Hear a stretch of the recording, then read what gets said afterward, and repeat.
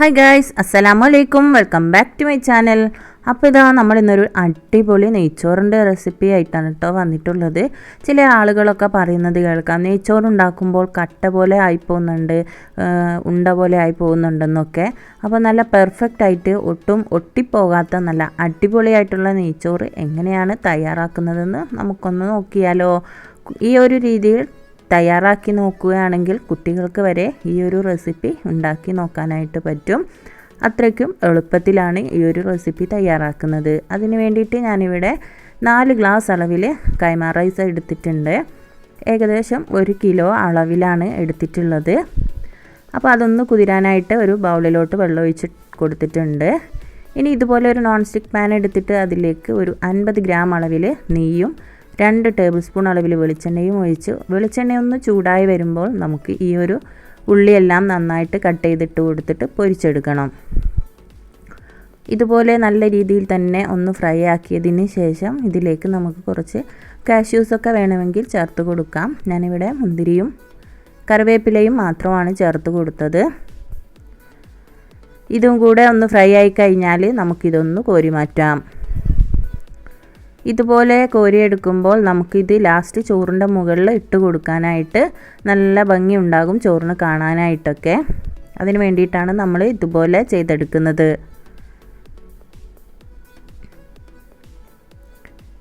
അപ്പോൾ ഇതെല്ലാം ഒന്ന് കോരി മാറ്റിയതിന് ശേഷം അതേ ഒരു എണ്ണയിലേക്ക് തന്നെ നമ്മൾ ഒരു ചെറിയ കഷ്ണം വലിയുള്ളിയും ഒരു കഷ്ണം ക്യാരറ്റും ഒരു 2 പച്ചമുളകും കൂടെ ഒന്നിട്ട് കൊടുത്തിട്ടുണ്ട്. പിന്നെ കറയാമ്പൂ, കറുവപ്പട്ട, ഏലക്കായ അതും കൂടെ ഇട്ട് കൊടുത്തിട്ടുണ്ട്. പിന്നെ ഒരു കറാവപ്പട്ടയുടെ ഇലയും കൂടെ ചേർത്ത് കൊടുത്തിട്ടുണ്ട്. അത് ചേർത്ത് കൊടുക്കണമെന്ന് നിർബന്ധമൊന്നുമില്ല. ഏലക്കയും കറാമ്പും പട്ടയും മാത്രം ചേർത്ത് കൊടുത്താലും മതി. ഇനി നമുക്ക് ഇതിലേക്ക് ആവശ്യത്തിനുള്ള വെള്ളം ഒന്ന് ഒഴിച്ച് കൊടുക്കണം. ഞാൻ ഇത് ചൂടായ വെള്ളമാണ് ഇതിലേക്ക് ഒഴിച്ച് കൊടുത്തത്. ഒരു ഗ്ലാസ്സിന് 2 ഗ്ലാസ് അളവിലാണ് ഞാൻ വെള്ളം കണക്കാക്കി എടുക്കുന്നത് കേട്ടോ. ഒരു ഗ്ലാസ് അരിയാണെങ്കിൽ 2 ഗ്ലാസ് വെള്ളം എന്നുള്ള രീതിയിൽ ആവശ്യത്തിന് ഉപ്പും കൂടെ ചേർത്തതിന് ശേഷം വെള്ളം തിളച്ച് വരുമ്പോഴേക്ക് നമുക്കിതുപോലെ അരി ഒന്ന് കഴുകി ഊറ്റിയും കൂടെ വെക്കണം. അങ്ങനെ നമ്മുടെ വെള്ളമൊക്കെ നന്നായി തിളച്ച് തുടങ്ങിയിട്ടുണ്ട്. ഇനി നമ്മൾ ഊറ്റി വെച്ച ആ ഒരു അരി ഒന്ന് ഇതിലേക്ക് ഇട്ട് കൊടുക്കാം.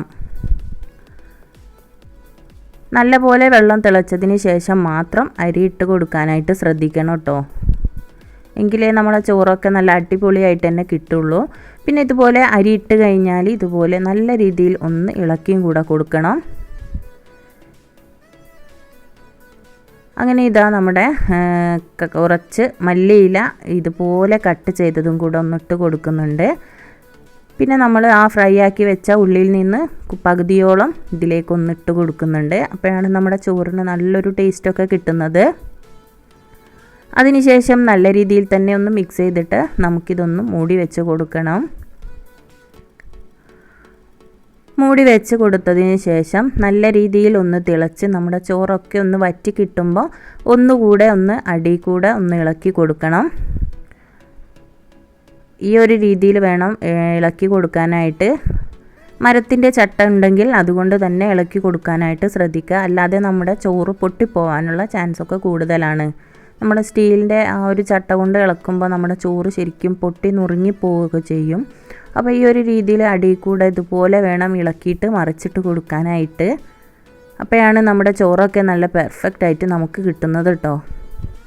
അപ്പോൾ അതാ വെള്ളമൊക്കെ ഏകദേശം ഒന്ന് വറ്റി കിട്ടിയിട്ടുണ്ട്. ഇനി ഇതുപോലെ ഒന്ന് ഇളക്കി കൊടുത്തതിന് ശേഷം നല്ല പോലെ ഇതുപോലെ ഒന്ന് അമർത്തി വെച്ച് കൂടെ കൊടുക്കണം. അതിനുശേഷം ലോ ഫ്ലെയിമിലിട്ട് ഒരു 1/4 മണിക്കൂർ ഇതുപോലെ വേണം വെച്ച് കൊടുക്കാനായിട്ട്. അപ്പോൾ 15 മിനിറ്റ് നമുക്കിതൊന്ന് മൂടി വെച്ച് കൊടുക്കാം. 15 മിനിറ്റിന് ശേഷം നമ്മൾ തുറന്ന് നോക്കുന്ന സമയത്ത് നമ്മുടെ ചോറൊക്കെ നല്ല അടിപൊളിയായിട്ട് വെന്ത് കിട്ടിയിട്ടുണ്ടാകും. അപ്പോൾ ഇതാ കണ്ടില്ലേ, നല്ല അടിപൊളിയായിട്ടും നല്ല പെർഫെക്റ്റ് ആയിട്ടും നമുക്ക് നമ്മുടെ ചോറ് ഇവിടെ കിട്ടിയിട്ടുണ്ട്. അപ്പോൾ ഈ ഒരു രീതിയിൽ എന്തായാലും എല്ലാവരും ഇതൊന്ന് ട്രൈ ചെയ്ത് നോക്കണം കേട്ടോ. അരിയുടെ ഇതിനനുസരിച്ച് നിങ്ങൾക്ക് വെള്ളം കൂട്ടുകയോ കുറയ്ക്കുകയോ ചെയ്യാവുന്നതാണ്. അങ്ങനെ നമ്മുടെ അടിപൊളിയായിട്ടുള്ള നെയ്ച്ചോറ് ഇവിടെ റെഡി ആയിട്ടുണ്ട്. അപ്പോൾ ഈ ഒരു രീതിയിൽ എന്തായാലും എല്ലാവരും ഒന്ന് ട്രൈ ചെയ്ത് നോക്കിയിട്ട് മറക്കാതെ ഫീഡ്ബാക്കും കൂടെ ഒന്ന് അറിയിച്ചേക്കണേ. ഞാൻ ഈ പറഞ്ഞ രീതിയിൽ തന്നെ കറക്റ്റായിട്ട് ചെയ്തെടുക്കുകയാണെന്നുണ്ടെങ്കിൽ കുട്ടികൾക്ക് വരെ ഈ ഒരു റെസിപ്പി തയ്യാറാക്കി നോക്കാനായിട്ട് പറ്റും. അങ്ങനെ നമ്മുടെ ചോറെല്ലാം ഇവിടെ റെഡിയായി. നമ്മളിതാ ഒരു പ്ലേറ്റിലേക്ക് മാറ്റി കൊടുത്തിട്ടുണ്ട്. ഇനി നമ്മൾ നേരത്തെ പൊരിച്ച് വെച്ച ആ ഉള്ളി കൊണ്ട് ഒന്ന് ഗാർണിഷും കൂടെ ചെയ്യാം. അപ്പോൾ ഈ ഒരു വീഡിയോ ഇഷ്ടമായാൽ ലൈക്ക് ചെയ്യാനും ഷെയർ ചെയ്യാനും ചാനൽ സബ്സ്ക്രൈബ് ചെയ്ത് സപ്പോർട്ട് ചെയ്യാനും മറന്നു പോകരുതേ. നെക്സ്റ്റ് വീഡിയോ ആയിട്ട് വീണ്ടും കാണുന്നത് വരേക്കും സ്നേഹത്തോടെ ബായ്.